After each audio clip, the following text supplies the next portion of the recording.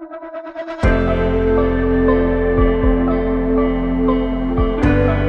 to the podcast. I'm Joel here with my dad. And I'm Rick, and we are so glad you took some time to join us today. So, Dad, do you remember that time I punched a girl in the face and got away with it? I do remember that. It's amazing how I could remember that. I want to talk about that today because I watched the way you responded to that really spoke to me.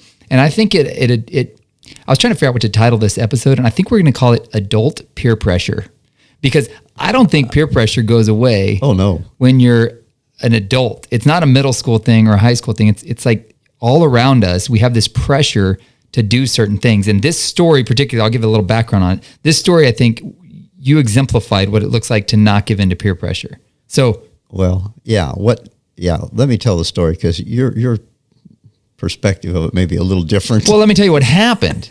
Okay, you tell me what happened. So first thing happens is we're at a church event. It was like a picnic or something. Easter Sunday, and there's a picnic afterwards. Yeah. Easter, is that what it was? Yeah, everybody was to stick around after Easter Sunday. We had dinner on the ground type of thing. Wow, I didn't realize it was Easter. That's why there were a lot of people there. Yeah, it was a big one. Kids are all running around. I'm thinking in fourth grade, maybe fifth grade. Yeah, somewhere there. And there's this one girl who I think later I found out she liked me, but she got her two friends and they like pinned me up against a wall. And I was a little scrawny little kid back then.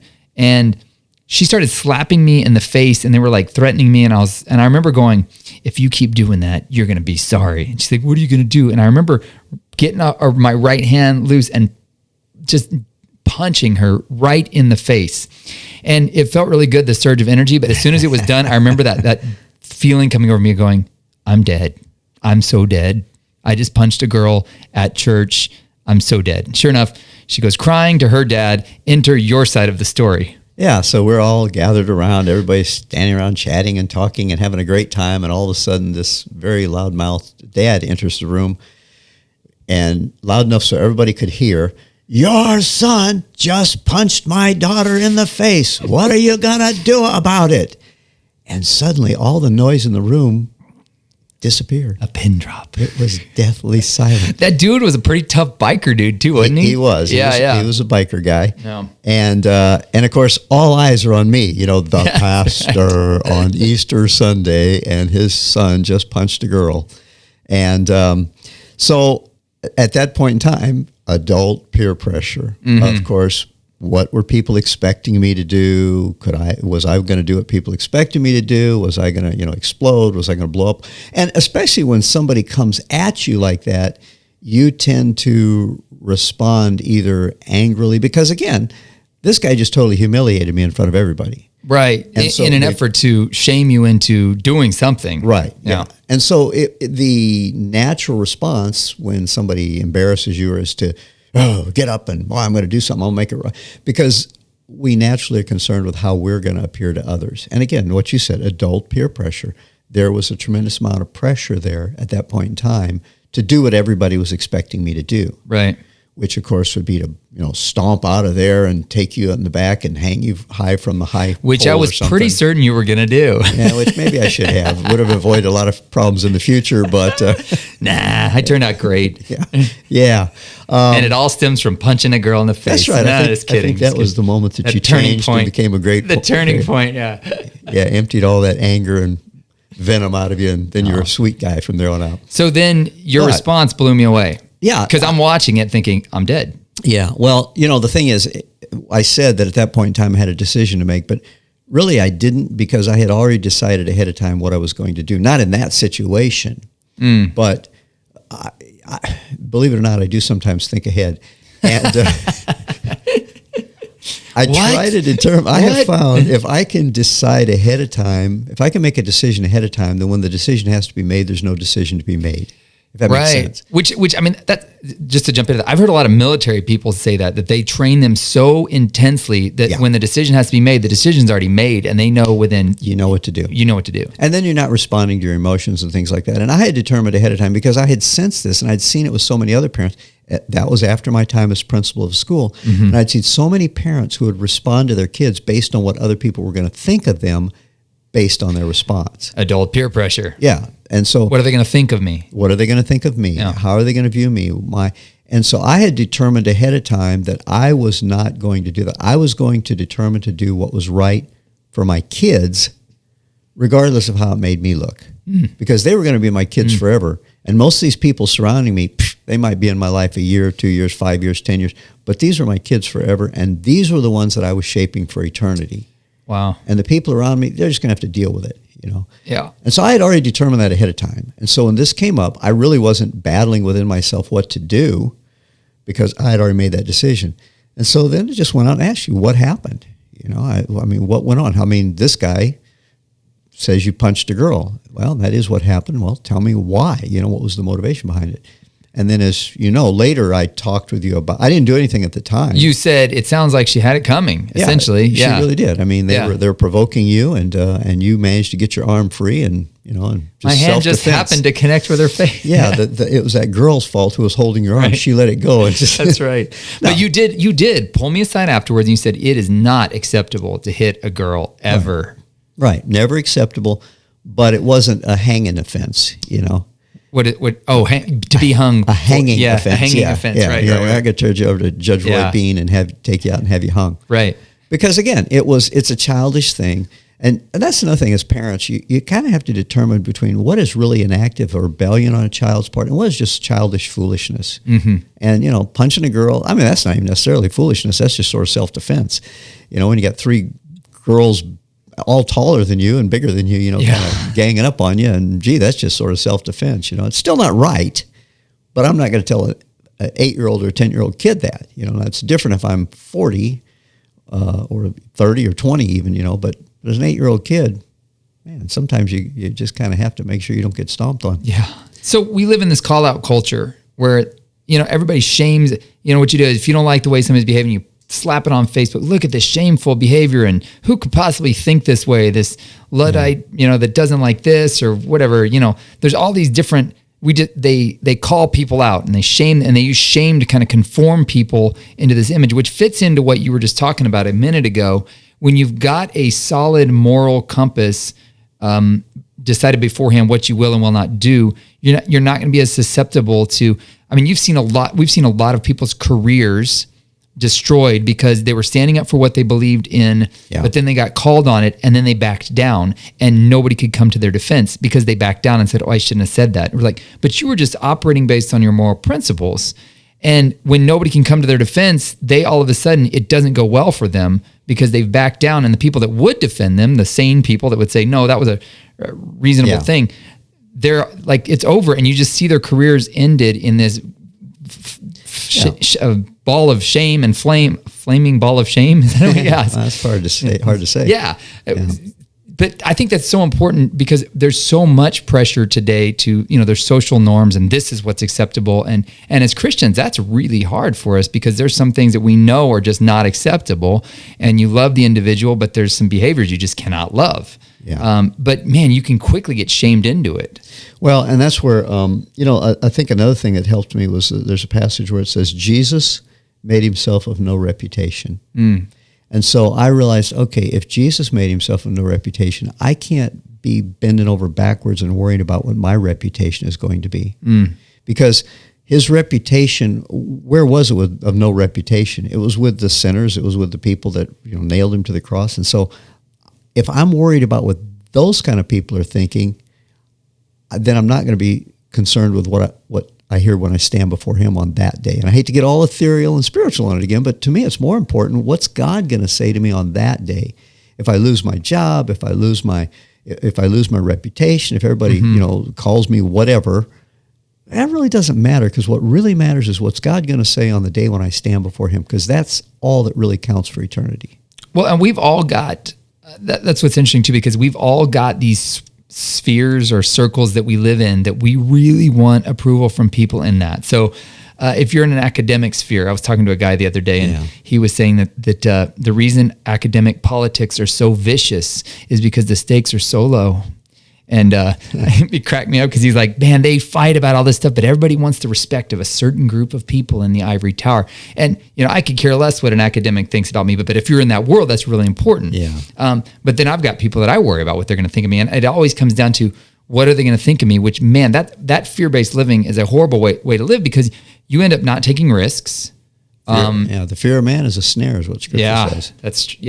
And so I think that peer pressure always comes down to who are you trying to get approval from, and that comes back to, again, you hate to play the Jesus trump card. Yeah, but I hate to say it, but it really is the Jesus card. Is that if you're only looking for his approval, then which brings another key point. We live in this world where everybody's comparing to everybody else, and we have this window into people's lives because of internet, because of social media, and comparing is, I think, a big place where we end up putting our own pressure on ourselves. Oh my gosh, their kid is walking already. My kid can barely crawl and they're the same age. What's happening? Like, is my child behind and so you do it in parenting, we do it in financial comparison. And there's all this peer pressure that, well, once you've really arrived, you wouldn't live in this kind of a neighborhood. Yeah. You wouldn't drive that kind of a car.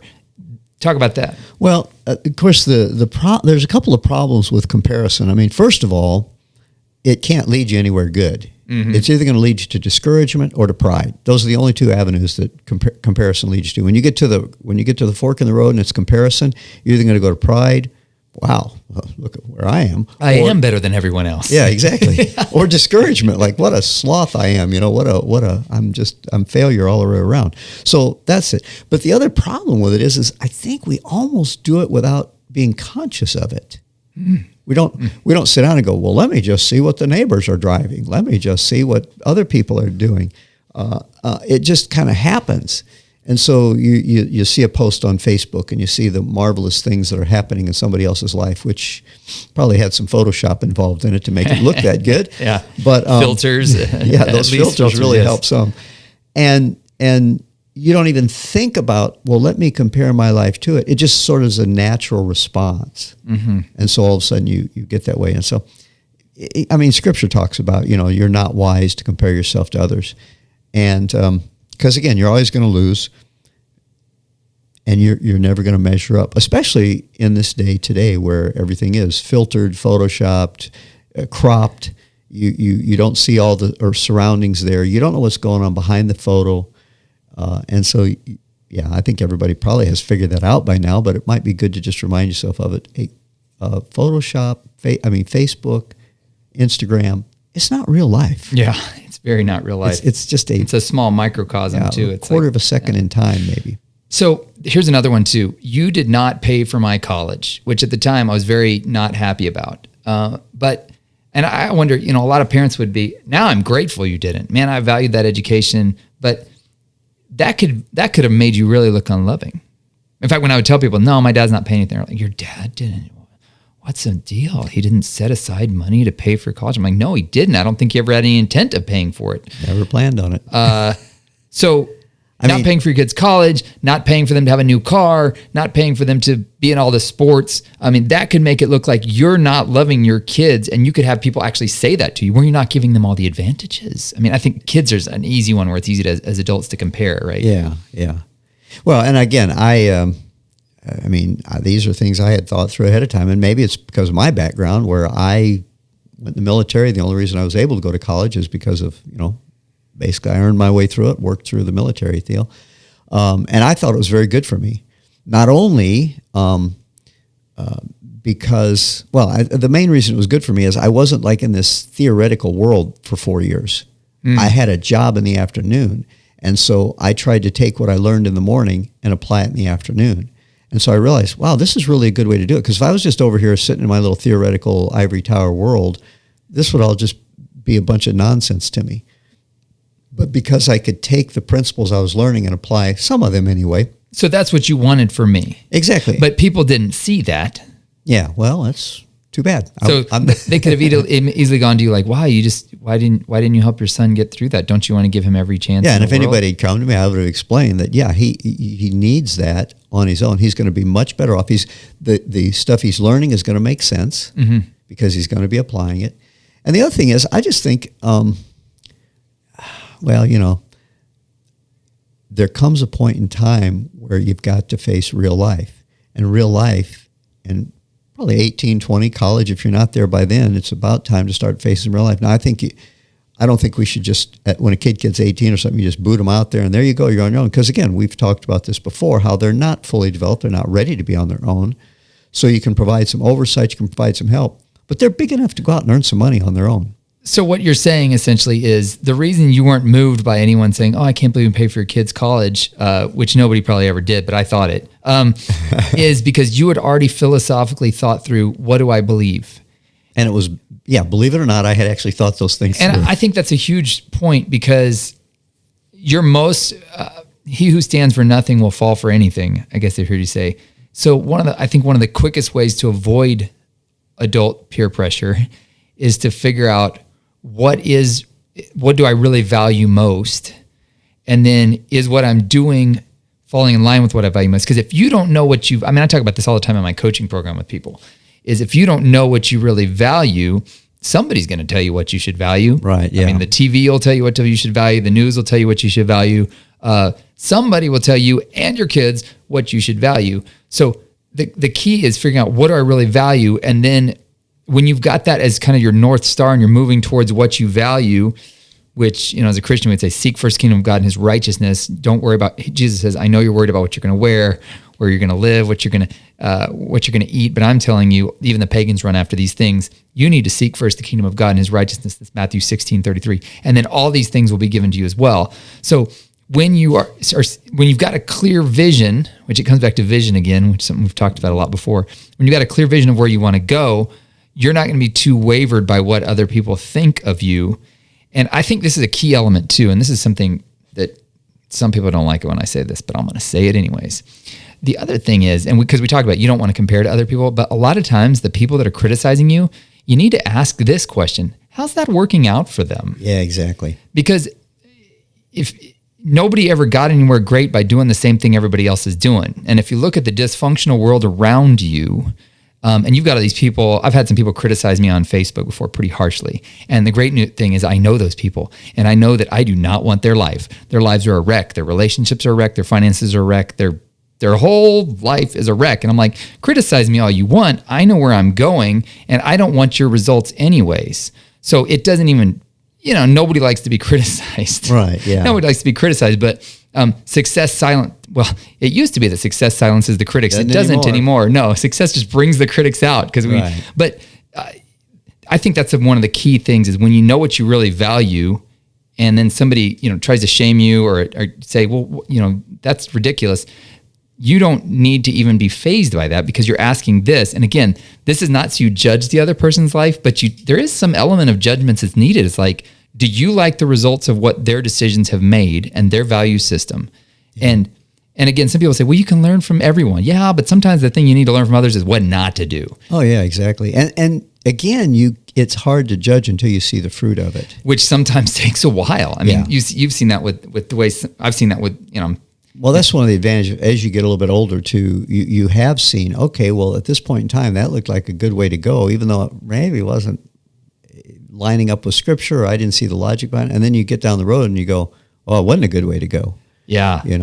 And that's why parenting, for example, to me, it's just so crazy that people would try new things and go, well, the Bible's outdated and this and that. And you go, hey, it is the one that has stood the test. And you only get one shot with your kids. Why would you experiment? Why would you do something? Let's just see how this works. Oh, well, that was a failure. Can I get some new kids and start over? No, that was your one shot. You better use something that has been proven through the ages to work. And part of that is teaching them responsibility by giving them responsibility. Well, I was reading Nassim Taleb last night, and he's one of my favorite. I'm obsessed with him now, but he talks about that. He says, people that say they believe in evolution, they don't really believe in evolution because if they did, they would actually believe that what has survived the longest is what you should put your confidence in because it's been the survival of the fittest, and it's been the fittest. It's made it through all of the iterations of history and invasions and floods and volcanoes and natural disasters coming back. And we always come back to that thing. Of course, he's a Christian. I don't know where he stands on evolution, but he says that basically he's like, if you really believed in that, but I think that's the essence of what Christians believe too. Like this Bible has stood, the truths that are in the Bible have withstood the test of time. And if they hadn't worked, somebody would have pitched them at some point. Yeah. Because we're pretty rational folks. And we say, but this is a new culture. It's a new... it's really not. Right. People still deal with the same internal things: greed, self-consciousness, fear. Those have been around since Adam and Eve. And I mean, all of the great philosophers, if you read them, they talked about those things. It may have been a language you're like, huh? But it's the same concept. So getting a little cell phone that has all the knowledge of man in your hand doesn't keep you from being fearful. In fact, maybe it ups it. Right. It doesn't keep you from having problems. It doesn't keep you from stressing out. It doesn't keep you from getting sick and having your kids rebel. And it's the same situation as with Adam and Eve. Which comes down to the fact that everything we're facing today, I guess, is nothing new. It looks before. different. It looks different. Yeah.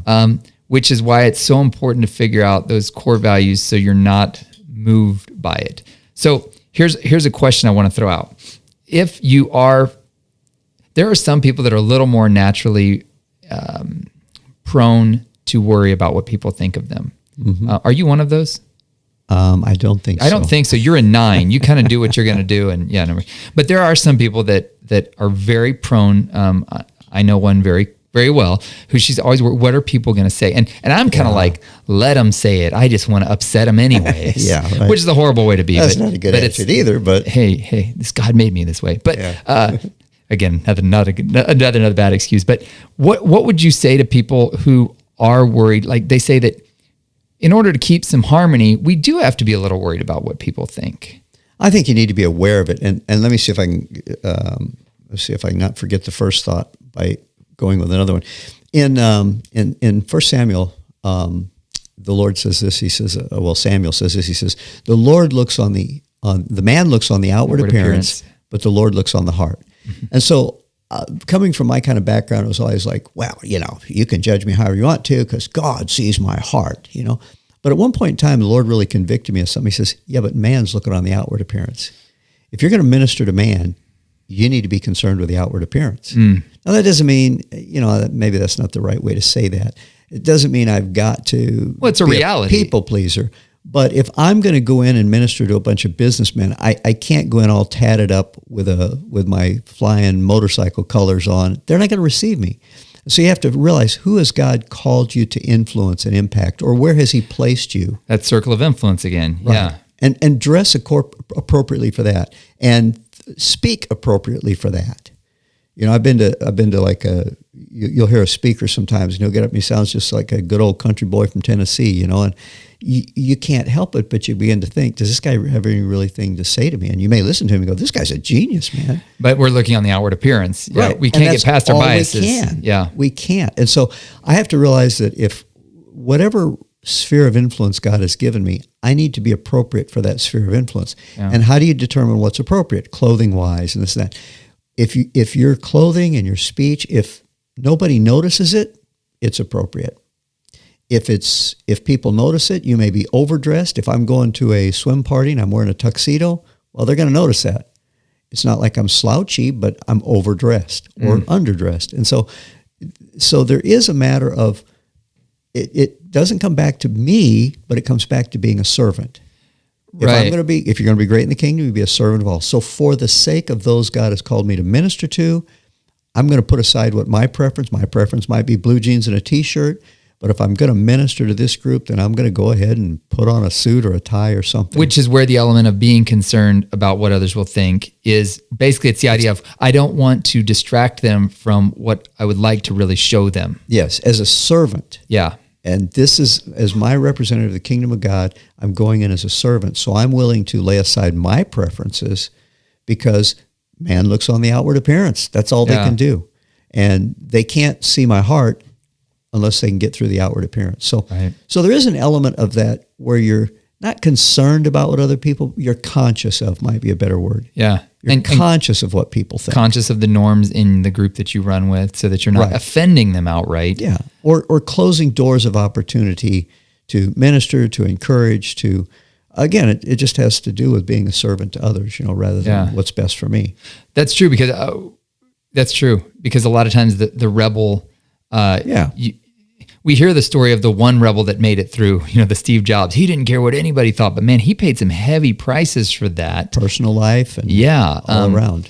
And so we don't we hear about that now, but you didn't know what was going on at the time, right? Yeah. And, or maybe you do know, but Well, and the other side of it is really success can't be measured by what we achieve, but it could be measured by what we achieve compared to what we could have achieved. wow. Who knows what he could have been if he had been a little more reasonable, Right. and a little more caring about other people, Yeah.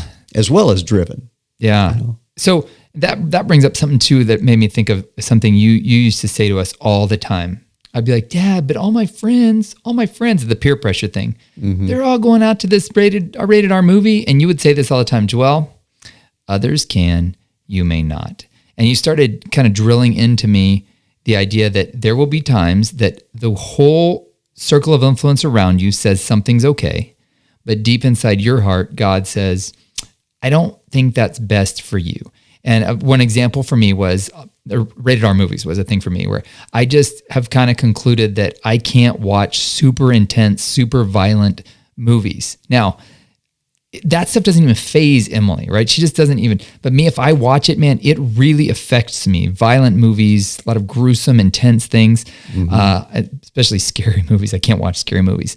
And everybody around me is like, come on, go to the movie. I mean, this has been something my whole life. Go to the movie. It's just that. It's just for this or that. And it's just some violence. And I'm like, I get it, but others can. For some reason, I just can't. And there's something, I think, every one of us, there's unique things about us and how we're wired.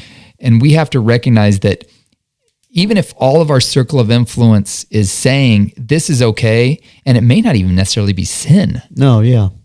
There will be times, and this you drilled into me, that God will say to you specifically, others can, you may not. And if you go along with the peer pressure of the adults, even if they say, well, all of our kids are going to this, doing this or that, you say, well, I guess if all the other kids are, you're going to regret going against the specific call that God gave you.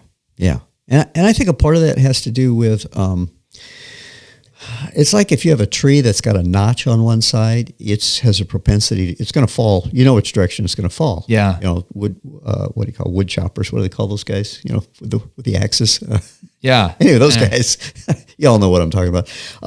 They can direct, lumberjacks. Yes. Word. They can direct where a tree is going to fall by where they notch it. Yeah. And in all of our hearts and all of our spirits, souls, wherever, there are like notches that have been cut there. Some of it maybe by just the way we're born, some of it by things that have happened to us. And let me give you the example, because it's like, I can't find any biblical thing about alcohol or drinking or anything like that. But my father was an alcoholic. So everybody says, oh, your chances of being an alcoholic are increased. Okay, that's why I don't drink. Others may. I'm not going to, because I happen to know there's a notch in my soul in that direction. And if I go that way, I'm more likely to fall than somebody else. And by nature, too, I've determined there are people who are just more prone to addictions. And I have an addictive personality. I could very easily get addicted to things. And so I just know I need to stay away from those things. And it's not, and this is the funny thing about it, because people are like, well, you think you're better than us? It's not actually because you're better. It's probably because you're weaker. Yeah. I would say that about me too. Like, well, you think you're better than us? You're so holy and mighty. No, I can't take it. It's going to keep me up at night, give me bad dreams. I'm weak in that area. Yeah. Well, and Paul talked about that when he said this. This is the thing that's amazing to us. We tend to think that, well, this is right and this is wrong. Well, we don't believe in situational ethics. Paul talked about situational ethics when he talked about, do you eat meat offered to idols? And he said, I can, but if you think it's wrong, then for you it's wrong. Okay, and so what that means is it's not like he says it's a weakness in you that you can't eat that, but it's nothing wrong with it. It's really wrong for you if it's wrong for you. So for me to drink would be wrong. And I just sense that. And so it's not like I'm better than anybody else. And as you say, it's really a weakness in me that God's aware of. And so he's told me, you don't do that. Yeah. Well, but Lord, there's nothing in the scripture about it. And everybody around me, they're okay with it. Yeah. Yeah. But you don't do that. Okay. And see, that's the thing. What got us into trouble in the first place was the tree of the knowledge of good and evil. Why? Well, why is it wrong? I want to know why. I want knowledge about the evil. Instead of just saying, wow, I just really don't feel right about that in my heart. And so I'm just going to stay away from it. Assuming that God knows my soul, the little notches in my little tree. And so I'm going to stay away from that. That's good. So kind of to wrap it all up, don't ever doubt that we live even as adults, that we fall for peer pressure. But as peer pressure for us, it means that, well, what are they going to think? What are the people that I value around me going to think if I live a different life, if I live in a house that's less than I can afford, if I choose to, like in your case, not pay for my kids' college because I want them to work their way through it. And the essence of it is, it doesn't really matter what they think. Well, and even maybe greater than that, you can't control what they think. Yeah. It doesn't matter what you do, how righteously you live, how good you are. You can be a perfect man, because there was only one, and yet they called him a drunkard and a glutton, and they nailed him to a cross. So you can't control what people think. You just have to live right and know that one day you'll stand before God and give account for that. If you liked what you heard, please consider sharing this with a friend. For more information, visit joelmalm.com or rickmalm.com. Thanks for listening.